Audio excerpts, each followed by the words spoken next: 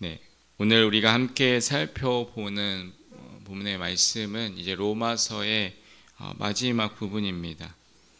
이 마지막 부분에서 먼저 이 바울은 이 거짓 교사들에 대한 이 경고를 이야기하고 있습니다. 17절부터 20절을 통하여서 이 거짓 교사들에 대한 경고를 이야기하고 있는데, 먼저 17절에 바울은 이렇게 말합니다. 형제들아, 내가 너희를 권하노니 너희가 배운 교훈을 거슬러 분쟁을 일으키거나 거치게 하는 자들을 살피고 그들에게서 떠나라고 말합니다. 사도들의 서신서를 보면 이 거짓 교사들에 대한 경고가 자주 나오는 것을 볼 수가 있습니다.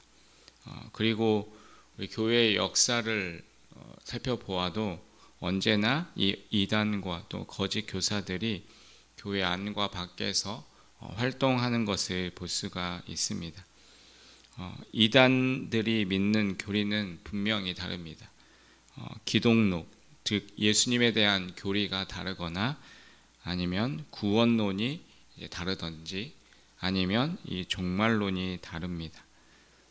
당시 로마 교회도 이 바울이 전한 복음 외에 다른 교훈들을 가르쳐서 교회 안에서 분쟁을 일으키거나 이 교회를 거스리는 사람들이 있도록 만들었습니다.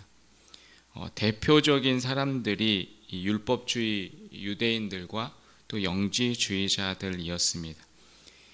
그들은 교회 안에 들어와서 이 교회 안에서 복음 외에 다른 것들을 가르치는 사람들이었습니다. 그래서 그 가운데서 교회의 분쟁을 일으키고 교회가 바로 서지 못하도록 만들었습니다. 그래서 바울은 그 교회 안에서 다른 복음들을 가르치는 사람들이 있으면 그것을 살펴보고 정말 그것이 바른 예수 그리스도를 전하는 복음의 말씀인지를 살펴보고, 만약 그들이 다른 것들을 가르치고 있다면 그들에게서 떠나라고 강력하게 바울은 경고하고 있습니다. 우리가 그것을 사랑으로 덮어주는 것과 또 이단을 구별하는 것은 분명히 차이가 있습니다. 18절에 바울은 이렇게 말합니다. 이 같은 자들은 우리 주 그리스도를 섬기지 아니하고 다만 자기들의 배만 섬기나니 교활한 말과 아첨하는 말로 순진한 자들의 마음을 미혹하느니라 라고 말하고 있습니다. 여기서 바울은 거짓 교사들의 특징을 말합니다. 먼저는 돈을 밝힌다는 것입니다. 또 다음으로는 교활한 말을 해서 다른 사람들을 미혹하고, 예수님이 곧 이제 재림하실 거니까 세속의 삶을 떠나서 자신의 모든 재산들을 다 바치고 또 자신이 원하는 자기가 이야기하는 곳으로 들어와야 한다라고 사람들을 계속해서 부추기기도 합니다. 그렇게 그들은 이러한 말들을 통하여서 순진한 자들의 마음을 미혹하게 만듭니다. 이러한 일들은 그때만 일어난 일이 아니라 지금을 살아가고 있는 우리에게도 일어나고 있습니다. 그래서 바울은 19절을 통해서 이렇게 이야기합니다. 너희의 순종함이 모든 사람에게 들리는지라. 그러므로 내가 너희로 말미암아 기뻐하노니 너희가 선한데 지혜롭고 악한데 미련하기를 원하노라 라고 말하고 있습니다. 사도 바울은 로마 교회에 이 복음을 순종하는 것을 칭찬하고, 사람들이 선한 데는 지혜롭고 악한 데는 미련하기를 원했습니다. 우리는 많은 거짓 교사들을 쉽게 만나고 또 자주 만나고 있습니다. 인터넷을 통하여서 우리는 무분별한 영상들을 이제 쉽게 찾아볼 수가 있습니다. 내가 원하고 내가 듣고 싶어 하는 그러한 것들을 우리는 쉽게 찾아볼 수가 있습니다. 그러기에 우리는 항상 조심하고 또한 경계해야 합니다. 아무리 그것이 나에게 좋게 들린다 할지라도 정말 그 가르침이 올바른 가르침인지를 우리는 분명하게 분별할 수 있어야 합니다. 우리가 그것을 조심하지 않으면 세상의 수많은 거짓들이 우리에게 영향을 줄 수 있고 우리가 쉽게 그 유혹에 빠질 수 있기 때문입니다. 그렇기 때문에 우리가 그 말씀을 쉽게 들을 수 있지만 정말 그것이 올바른 가르침인지를 우리는 분별해야 합니다. 그래서 혹시 내가 그것을 분별할 수 없다면 교육자들을 통하여서 그 영상들이 내가 듣는 이 말씀들이 정말 올바른 가르침인지를 우리는 분별해야 합니다. 왜냐하면 지금 우리가 살아가는 시대는 너무나 무분별하게 그 말씀들을 쉽게 접할 수 있기 때문입니다. 여러분, 우리가 이 복음을 따르고 있는 그 상황 속에서 끊임없이 이 거짓의 공격들은 우리에게 계속될 것입니다. 이 거짓의 공격을 통하여서 계속해서 우리를 유혹할 것입니다. 이것이 올바른 가르침이고 이것을 따라야 한다라고 우리를 유혹해야 할 것입니다. 그럼에도 우리가 기억해야 할 것은 그 모든 공격에서 우리는 결국 승리할 것이라는 확신입니다. 그래서 바울은 20절을 통해서 이렇게 말합니다. 평강에 하나님께서 속히 사단을 너희 발 아래서 상하게 하시리라 라고 바울은 분명하게 말하고 있습니다. 진리가 있는 곳에는 진리를 공격하는 자들이 있습니다. 말씀이 있는 곳에는 말씀을 거역하는 자들이 있습니다. 여러분, 그러한 공격은 계속될 것입니다. 하지만 기억하시길 바라겠습니다. 하나님을 이길 자는 아무도 없다라는 사실입니다. 여러분, 사단의 모든 계략은 반드시 실패하게 될 것입니다. 하나님의 악을 심판하실 때 하나님의 평강이 온전히 성취될 것입니다.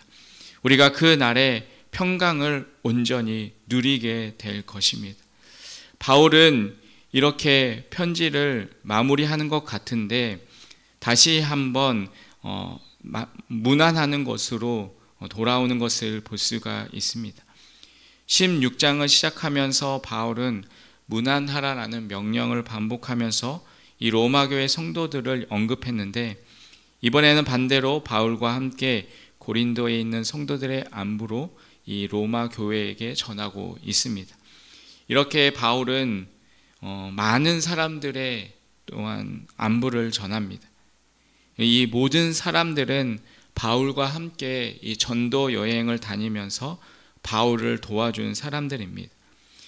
복음 전파는 하나님의 이 말씀을 전하는 일들은 오직 한 사람의 힘만으로 되는 것이 아닙니다. 우리 모두가 함께 협력하고 우리가 함께 도울 때 이 복음의 역사가 또한 이루어지게 되는 것입니다.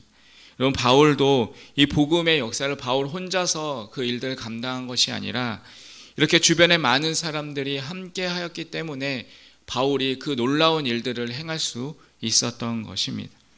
그렇게 바울은 이제 마지막 찬양을 하고 있는 것을 볼 수가 있습니다.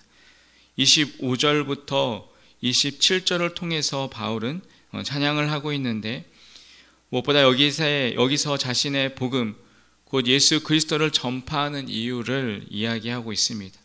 이 복음은 영세전부터 감추었다가 이제는 다시 나타나신 바 되었고 영원하신 하나님의 명령을 따라서 선지자들의 글로 말미암아 알려진 것이다 라고 말을 합니다.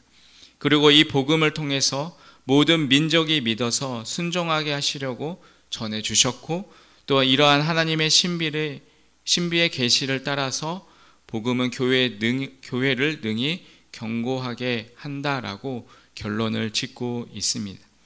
여러분, 우리의 인간의 노력은 한계가 있습니다. 여러분, 우리가 열심히 노력해서 일어선다고 하지만 어느 순간에 우리는 넘어질 때가 많이 있습니다. 여러분, 이것이 우리 인간의 한계입니다. 하지만 하나님께서 주신 복음, 곧 예수 그리스도의 믿음과 또한 하나님께서 주신 소망과 하나님의 사랑은 알아가면 알아갈수록 우리를 더욱 온전하게 하고 겸손하게 해서 우리의 모든 것이 하나님의 은혜임을 알게 하고 더욱 든든하게 서가게 합니다. 그렇게 우리를 빚어 세워 가시는 하나님, 그 놀라운 구원의 계획을 신실하게 이루어 가시는 하나님의 그 지혜를 바울은 지금 찬양하고 있습니다.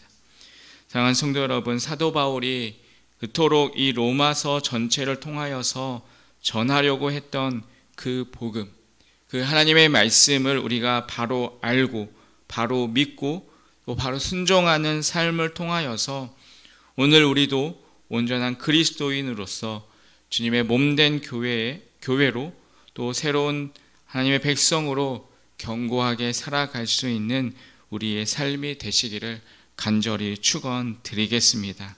오늘 하루도 그 하나님의 말씀을 우리가 바로 알고 바로 믿고 또 바로 순종하는 삶을 통해 온전한 그리스도인의 삶을 살아갈 수 있는 우리 하루의 삶이 되시기를 간절히 축원드리겠습니다. 기도하겠습니다. 하나님 아버지, 저희에게 복음 곧 예수 그리스도를 깨닫게 하시고 믿어 순종하게 하시니 감사합니다. 거짓 교훈을 따르는 자들을 분별하게 하시고 선한 일에 지혜롭고 악한 일에 미혹되지 않게 하여 주시옵소서.